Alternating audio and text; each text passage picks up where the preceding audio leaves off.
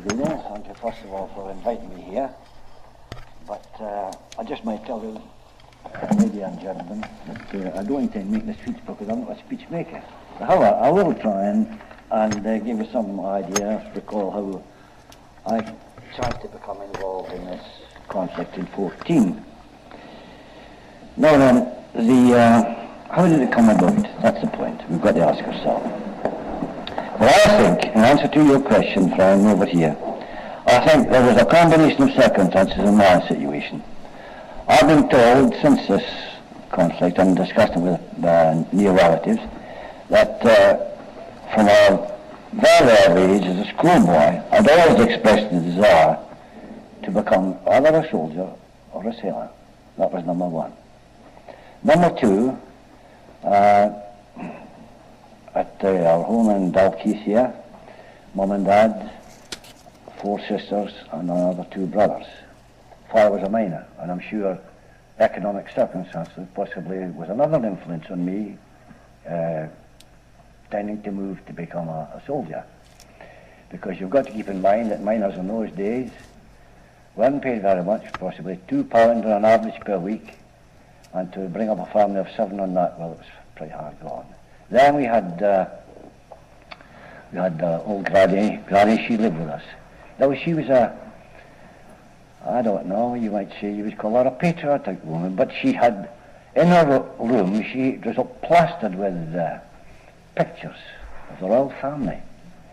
And I was always conscious when I moved about in the room that either Queen Victoria or some other royal person was busy watching everything I was doing. That never happened. Then, as you know, possibly you've read from history, that the Scout movement set up somewhere about 19 or 10, I don't know. But however, at age 11, I joined the Boy Scout movement in Dalkeith, whose headquarters were in Marchbank Road there, opposite the chapel. Now, the Scout master, he was an ex-retired Indian cavalry officer. Now, he was a splendid gentleman, and I might say he was also a philanthropist as well. Because coming from a working class home,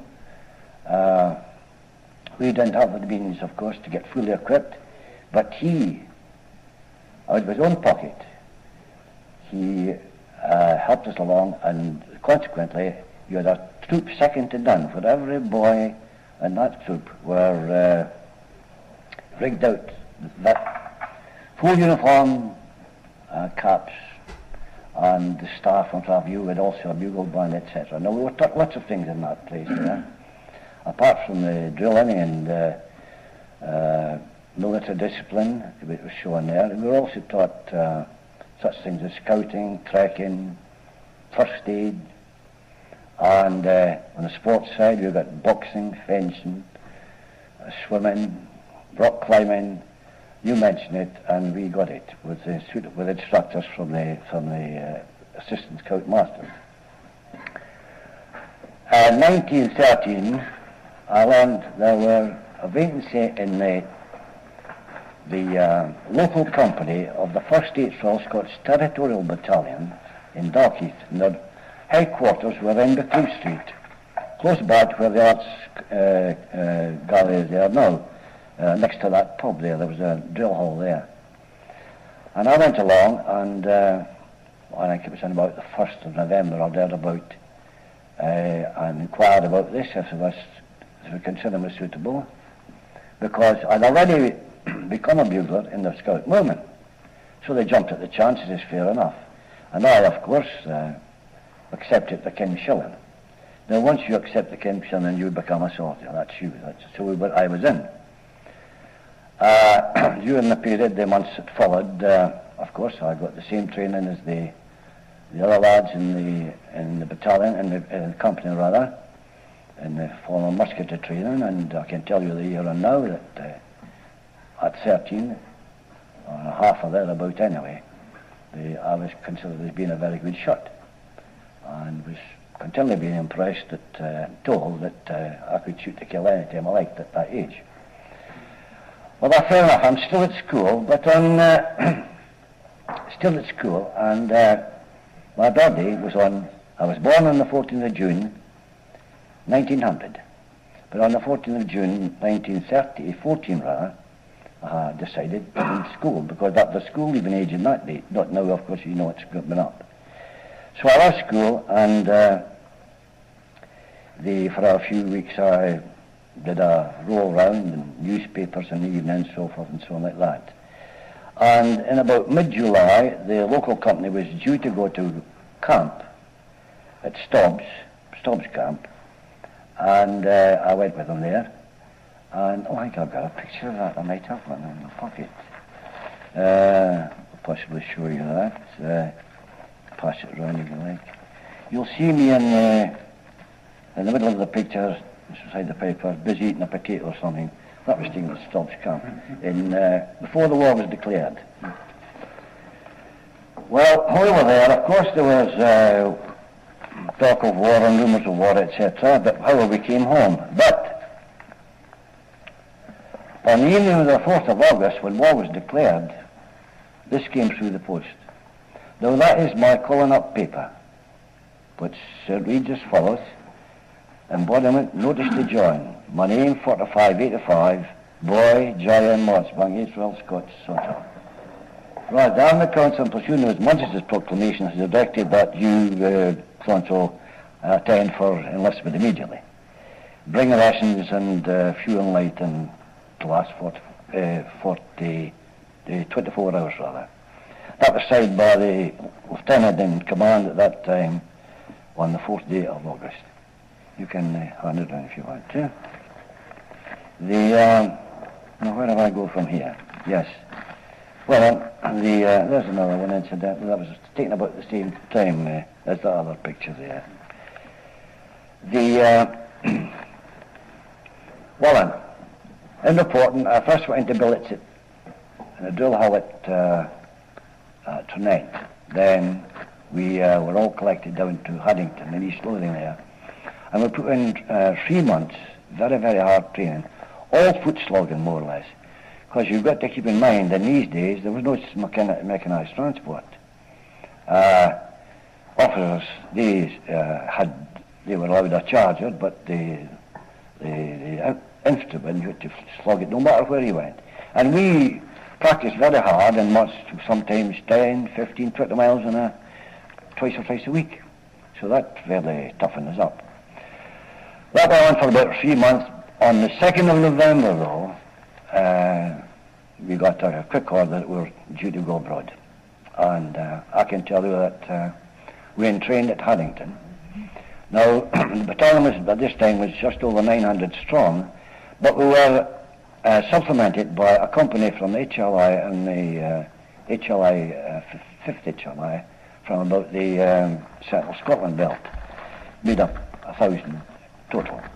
And we were trained and set off, landing down at Southampton, where we had a short break and I camped there, and then the following evening on the 4th, we marched down about in the afternoon. And I can tell you, we got a marvellous send-off from there, that place. I've never forgot it. I don't know how many, all the people seemed to turn out, and we were laden with gifts of all description, foodstuffs, fruit, whatever. And one dear old lady, I remember, she gave me £0.50. Well, she never would know how pleased I was about it, because I had no money at all. It was all money I had was this £0.50. So I cherished this £0.50. And as I say, we got aboard the ship, and it was an old cattle boat, incidentally, and off we went across the channel, escorted back up the destroyers. There was, next forenoon, on the 5th, a submarine scare, and these 2 star fellas were herring round about and tossing these depth charges. Whether I succeeded in getting rid of the submarine, but it certainly didn't sink us. So we landed at Havre, as I say, on the afternoon of the 5th. And here I was in France, as I tell you, at that time, I was then 14, 3 months and 3 weeks old. That was my age. And consequently, I became the youngest soldier on active service in France during the whole war. Well, having got into France, the next point was, of course, that the following forenoon, early morning rather, we were marching down to the docks railway station at the Havre, and we were shipped into cattle trucks which held 8 horses or 40 men. And while the transport was being loaded up, of course, we all just wandered about the yard. And there was an interesting story to this, because outside the gates of this place, the kids, the local youngsters, they were milling around, offering to do all sorts of things for us. Buy chocolate and what have you, and anything you wanted, and even offered the services of their sisters and all that sort of things. And however, I thought, well, I got my little book out, and I remember, and I wanted some bread, I thought. And I said to this wee boy, could he get chocolate and bread? I said, oh yes, he did that. So I gave him a half-crown. And this wee character, he set off across the road, and he disappeared around the building. And I said to myself, I wonder if he'll come back. And just at that, he looked back again, and he did that. And that was the end of my half-crown. It was going very well. Well, as I say, that was that wee incident with a half-crown. Well, we, as I say, entrained, and we eventually landed at Saint-Omer, where we joined up with the 22nd Brigade of the 7th Division of the 1st Expeditionary Force. And then moved into line in a section of what was really no line at all at that time, on the right of Armentières, at a place named Bois Grenier. So a few hours, of course, the first casualty happened. Sergeant was killed by the sniper. And I can tell you that these lads, these snipers, were really very, very skillful. It was learned later on, of course, they were using telescopic sights. And the nature of the so-called trenches these days were just simply holes where people had dug in, and some are water-filled, what have you. So I'm losing the thing of my thought a wee bit here, but I'm telling yes. The weather became so bad that both Jerry and ourselves decided that, well, you better try and make yourselves comfortable for the winter, because you can't fight over these conditions. The weather was extremely cold, heavy rain and snow, and the places filled up, men were standing yonder. And we're doing a 4-day stint, night and day in the trench. I'd taken out, sorry, and that's what was happening. Consequently, of course, the men became ill. Number one, of course, was the trench feet. Due to the standing and continuous standing water, couldn't get dry clothes, you only stood up with what you had.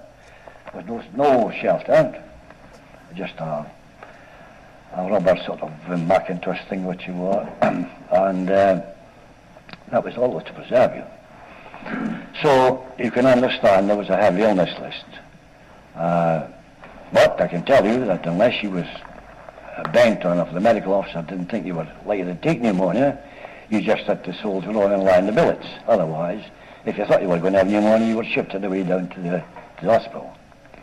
Well, this went on, and there was another bugbear started. It was lice. Now, this is a fearful thing. Lice affected everyone without exception. Every person was verminous. And it was in addition to being disease carrying these body lice, setting up a trench fever, they were very discomforting, I can tell you that.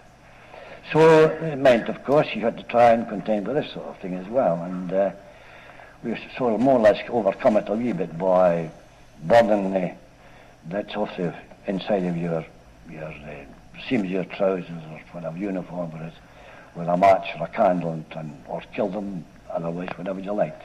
You'd hear them going, pop, chats used to call them, pop, pop, pop, and this sort of thing. Oh, horrible bidding.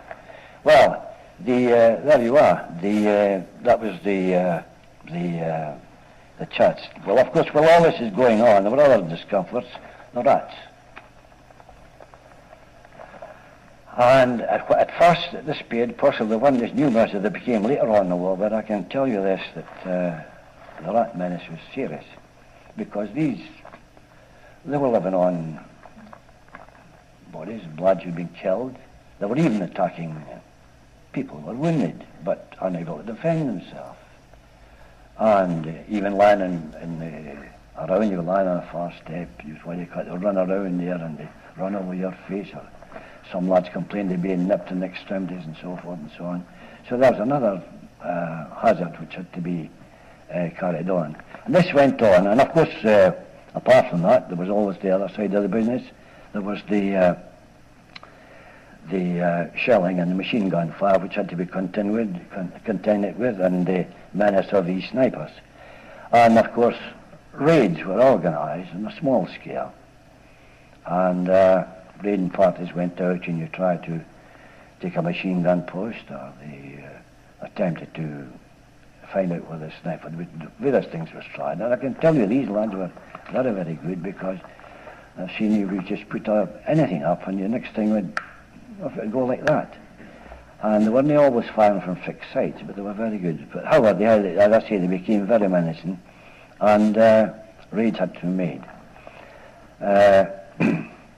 Then, of course, I told you earlier, when the weather was getting very, very bad, and on the cold frost nights, the place was still. You could hear in the distance Jerry coughing, or somebody else coughing, somebody else whistling, transports and things going up in the distance, and so on. And this one evening, I remember that at school I had been taught a German song named The Loreley. And I don't know what prompted me to do it, but I was standing on this night, and I started to whistle the first bar of The Loreley, see? And the next thing is I hear the second bar coming up in the distance. So I repeat it again. I whistled through the tune, and lo and behold, this Jerry. But this got around, of course, this story, and I can tell you I was severely reprimanded for it, and was told I wouldn't repeat it again. And that was what I got out of that part. But later on, in 14, I wasn't there when it happened, but I believe that there was a sort of undeclared armistice with some of the boys who went over, and they exchanged cigarettes and so forth for the German lads, and but that was stopped as well. It was forbidden. Nobody allowed to continue that sort of thing. But and on looking back, I think possibly if that spirit could have prevailed and got through the whole lot, it'd been much better. It would have saved millions and millions of lives. Well, as I say, you started then to become a bit more ambitious. Ammunition was very short in the early stages, but when more ammunition became available, they started, of course, and they made an attack on Albert's Ridge. Well, it was really a mud flat of which they were making onto, but they succeeded to a certain extent. But then so the British? The British did, yes, to that. But then, of course, it fell flat because the question of communication broke down. That was a very important thing. We lost touch, and of course the reinforcements didn't come up, and they just Jerry Count, and there you are. Later on, I believe, about that period, the Jerry, he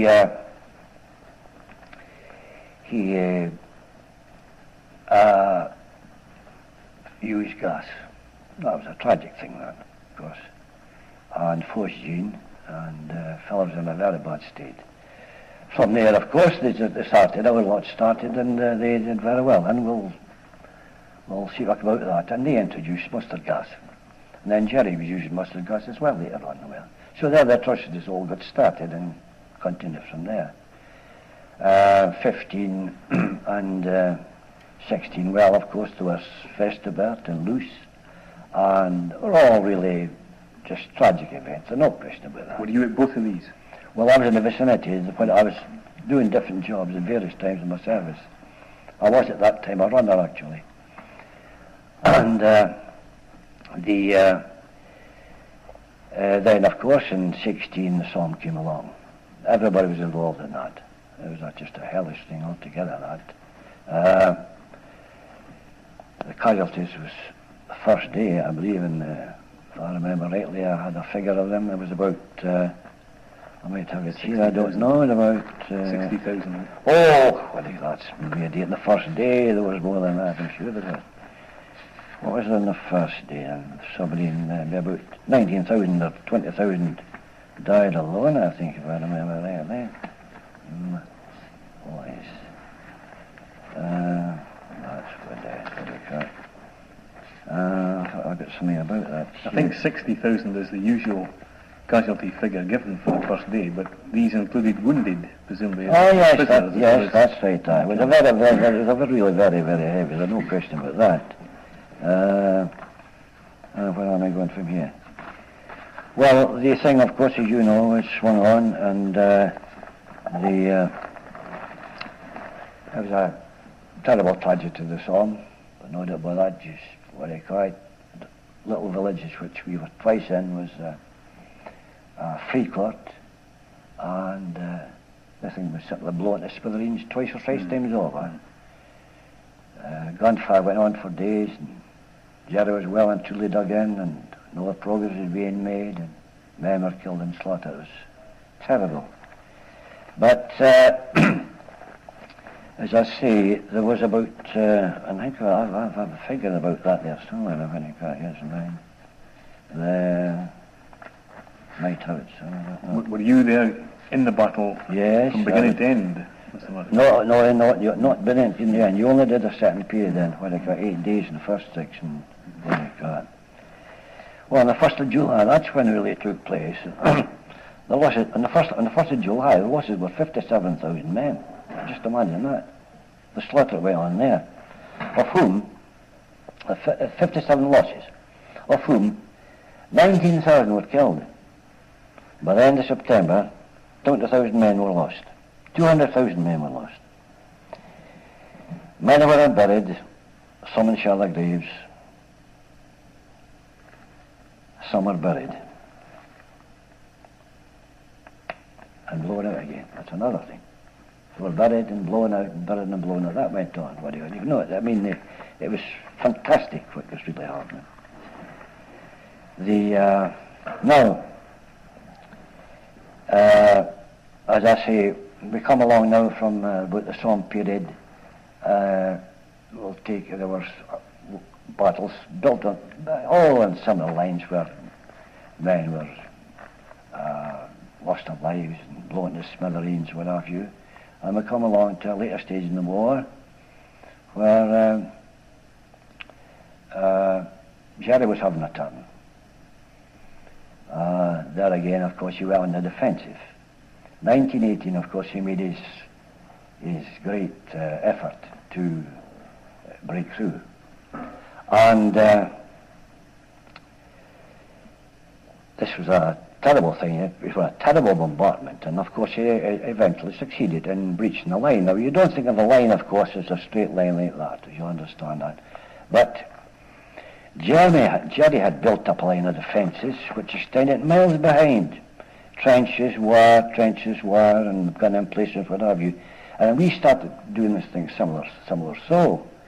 And from the front line to the sports and reserves and other things with other barbed wire, miles of barbed wire was open, trenches dug in readiness for this big thing coming off. And it did come off. Well, they eventually succeeded in breaking through, and I can assure you, that was a fearful time, that. But it was the only time in the war when, or the first time in the war really, where we really got going at one another, into the open, into new ground, out of the trenches. But I can tell you there were some very sad stories to be told about that. they took us from there. I might say that you could proceed. There were other things were happening, of course, at the same time, you see. I mean, you can imagine that some of the artillery barrages went on for days, 6 days in artillery barrage. Now, you can imagine men, humans, trying to live under conditions such as that. It was fearful. And you had no choice, you just had to stick it out. Because if you, well, the army code, if you showed carders in front of the enemy in the front line, well, it was, that's just the case, you had to be disposed of. You were shot, you would have set the rest. And there's no demand truth in it, because if you run, which I have seen, a young soldier run amok, he simply gave the whole position away. And, well, possibly it's not correct to say they should have been destroyed. That was the only hope for the salvation for the rest of you, that it was destroyed. And I witnessed a case like that, can I tell you? Well, in 18 then, of course, they came. I have to cut your story short. Yeah, well, we'll come back to you again, Mr. Marchbank. I'll cut the story short in as much that I can't, I should like you to tell you, I'll tell you this one. Following there was 5 days of that, and when Jerry made his breakthrough in 1918, March 1918. Now, I can tell you that there was an awful lot of sacrifice took place there. And needlessly, but of course that's another story. The men suffered terribly, there's no question about that. And as I say, it went on for 5 days, then we were taken out and rest, reinforced, and he was still pressing on. We went out for a soul card rest, and we went up into the Artois area, around about the Bathina area, Lillers, for a rest, when he made another attack in the same area. And I'll tell you this story because I've never forgotten. It was a little village where we were immediately put on the alert and marched off. Outside of a village named Paradis, of all places, Paradise. And heavens knows it never resembled that, I can assure you. And plus the fact that the Haig, who was commander-in-chief at that time, issued his famous message of back to the wall. It meant if we lost this one, we had to, things would be really bad. And I think the message got home, and everyone stuck in. So as I say, when this came through, we were alerted and marched off to in front of Paradis, this little village. And I had been in this place about 3 years previous to that, under different circumstances. And I was familiar of the layout. And as I say, we went up that night, and I was detailed along with another lad of the unit to try and make contact. We didn't know how the situation, it was become so fluid. Portuguese troops were coming back, and some of our lads were coming back, so it would appear that the forwarded lines had got the worst of the argument. So we took up position, and I was detailed with a fellow lad to try to get this patrol and try and make a contact. And I'll never forget this of all my time I live, because